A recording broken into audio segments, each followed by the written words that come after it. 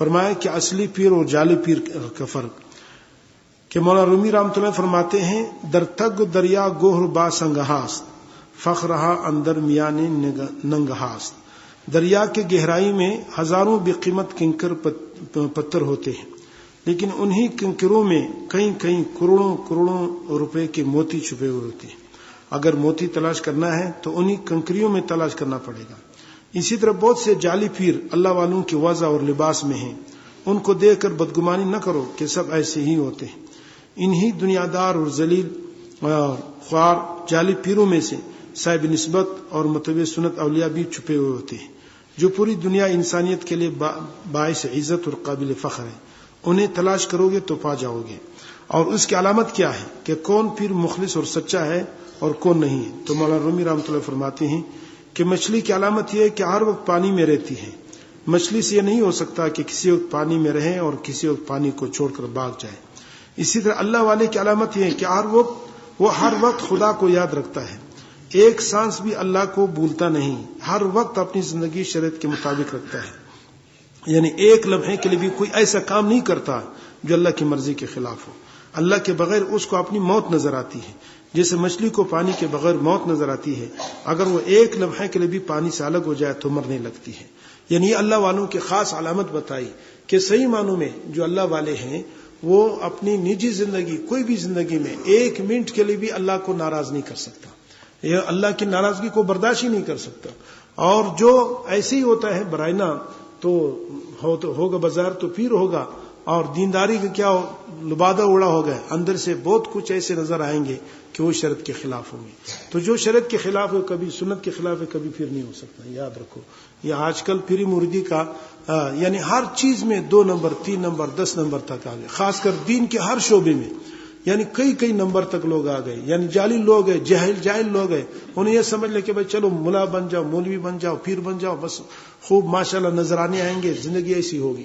تو لہٰذا اس طرح یہ بہت سارے جاہل اور خود غرض لوگ دنیا میں موجود ہیں جو ہر شعبے میں اپنے آپ کو داخل کیا اپنے خود غرضی کے لیے، اپنی پیٹ کے لیے، اپنی کس کے لیے. یہ سب کچھ چکر ہوتا ہے.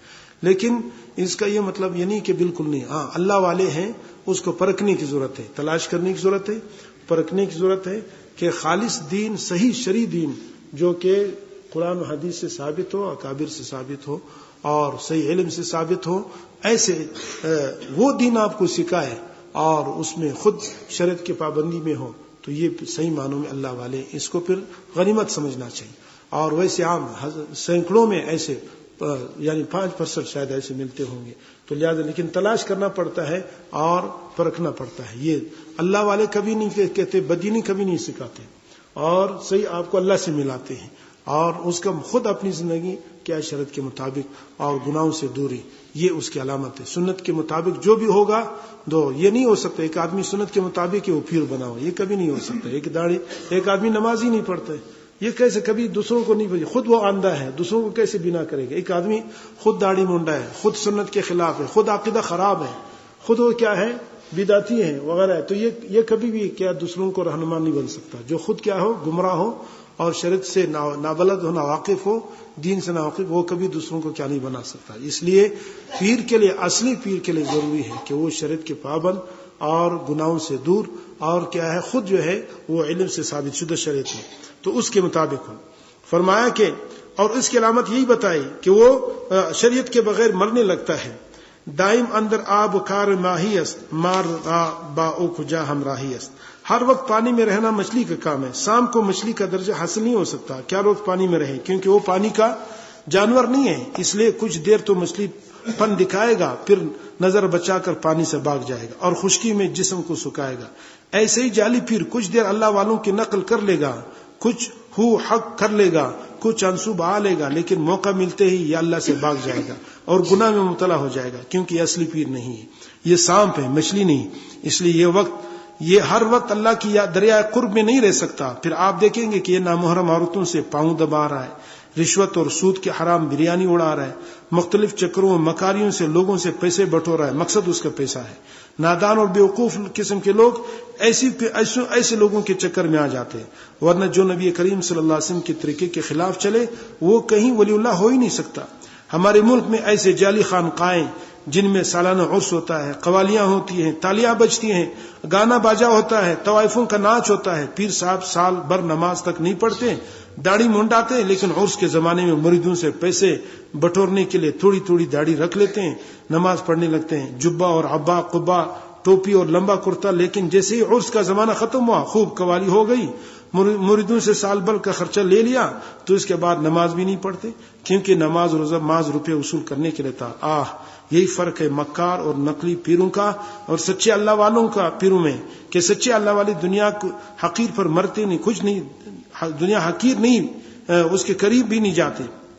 تو یہ اللہ والوں کا کیا ہوتا ہے؟ تو لہٰذا بہت سارے ایسے ہوتے ہیں، بہت سارے ایسے، ہمارے ہاں تو ایسے جاہل لوگ ہیں، جب کسی بھائی اس کے داڑھی کا وہ کہتے ہیں تم کو پتہ کیا پتہ، وہ داڑھی دکھاتا نہیں، بس وہ ہاتھ ایسا کر دیا، وہ مرچ آغا نے ایسے کر دیا، کسی سے پوچھا کہ مرچ آغا کی داڑھی کیوں نہیں؟ نہیں یار وہ تو بڑا بزرگ ہے۔ کیسے بزرگ ہے؟ داڑھی کا ہے۔ انہوں نے کہا ایک مرتبہ اس نے ایسے ہاتھ کے اتنا بڑا نکل آئی، تو میں نے کہا داڑھی چھپانے کی چیز ہے دکھانے کی چیز ہے؟ تو دکھانے کے لیے تو وہ تھا، واقعی اللہ کے نبی کی سنت ہے تو لوگوں کو دکھاؤ تاکہ دھوکہ نہ کھائے، اور داڑھی منڈانا تو منافق کا کام، تو منافق کے چہرے میں کیوں گھوم رہے ہیں؟ اور پھر اس سے بول کہ بھائی نماز کیوں نہیں پڑھتے؟ تو وہ کہتے کہ آپ کو پتہ نہیں ہے کہ نہیں بھائی وہ تو پہنچے ہوئے سرکار، وہ تو مدینہ مکہ میں نماز پڑھتے ہیں، بیت المقدس میں نماز پڑھتے ہیں، تم کو پتہ نہیں، یہاں سے چلے جاتے ہیں وہاں نماز پڑھتے ہیں۔ میں نے کہا نماز ادھر پڑھ رہے اور روٹی یہاں کا ہے، تو روٹی بھی ادھر کھائے نا، روٹی بھی تو مکہ مدینے کا کھائے نا، تو نماز جب وہاں پڑھنا چاہتے ہیں تو لہٰذا اللہ کے نبی کی شعر کا کھانا کھائے، وہاں کا پانی پی، یہاں کیا کرتے ہیں؟ تو یہ نہیں، ایسے بدبخت لوگ ہیں۔ تو اس طرح یہ جاہل لوگ ہوتے ہیں کہ یہ عاملوں کے پاس، یہ پیروں کے پاس خیال کرنا یہ بہت خطرناک ہے، یہ بہت کیا ہے، یہ ایمان پر بھی ڈاکہ ہے، آپ کی کس پر، مال پر بھی ڈاکہ ہے۔ یہ سارے چکر ہے، کچھ بھی نہیں، یہ سب کے سب دھوکہ ہے، فراڈ ہے، اور لوگوں کو پیسہ مال ایمان لوٹنے والے لوگ ہیں ایسے۔ یہ آج کل کا جو زمانہ ہے بہت خطرناک زمانہ ہے، بہت فتنے کا زمانہ، اس لیے اس میں صحیح اللہ والے تلاش کرنے سے مل تو جائیں گے، ضرور تلاش کرو، لیکن جو مل جائے پھر اس کی قدردانی کی، تو بے قدری کی وجہ سے ایسے لوگ آ جاتے ہیں پھر۔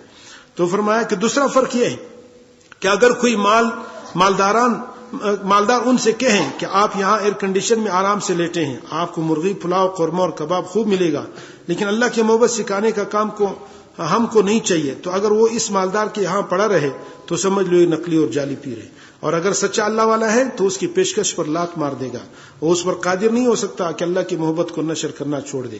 اور اس کی کیا عمدہ مثال حضرت حکیمت تانوی رحمۃ اللہ نے دی ہے کہ ایک لڑکی نے اپنے ساس سے کہا کہ جب میرا بچہ پیدا ہوگا تو مجھے جگا دینا، تو ساس نے کہا کہ بیٹی جب تیرے بچہ پیدا ہوگا تو تجھے جگانا نہیں پڑے گا، اور بلکہ تیرے اتنے زور سے درد اٹھے گا کہ تم محلہ بھر کو جگائے گی۔ حکیمت تانوی فرماتے کہ اگر کوئی اس لڑکی کو سمجھائے کہ چلا مت تو وہ کیا خاموش رہ سکتی ہے؟ کبھی نہیں۔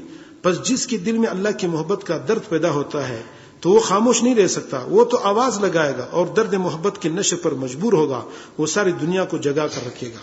مولانا جلال الدین رومی رحمۃ اللہ فرماتے من بحر جمعیت نالان شدیم جفت خوش حالان و بد حالان شدیم، مجھے جہاں بھی انسانوں کی کوئی جماعت نظر آتی ہے وہاں جا کر اللہ کی محبت میں رونے لگتا ہوں، اگر نیک بندے ہیں تو وہاں بھی روتا ہے، اور اگر گناہگار ہیں تو وہاں بھی روتا ہے، میرا دردی دل ہر جماعت میں اپنا کام کرتا ہے، چاہے اچھے لوگ ہوں چاہے برے لوگ ہوں، میں ہر جگہ اپنی آہ و اشکبار آنکھوں سے اللہ کی محبت کی دعوت دیتا ہوں تاکہ جو نیک ہے وہ میرے رونے سے اور نیک ہو جائے اور ان کی نسبت میں اللہ اور زیادہ قوی ہو جائے، اور جو گناہگار ہیں وہ گناہوں سے توبہ کر لیں اور اللہ کی محبت کا عرض ان کے دل میں داخل ہو جائے۔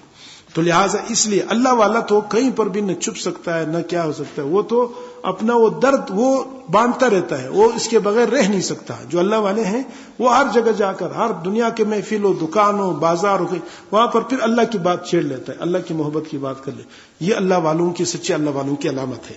حاصل سلوک، تو ارشاد فرمایا کہ سلوک کا حاصل، اس پیری مریدی کا حاصل بتا رہا ہوں کیونکہ یہ مجمع سارا مریدین و سالکین کا ہے۔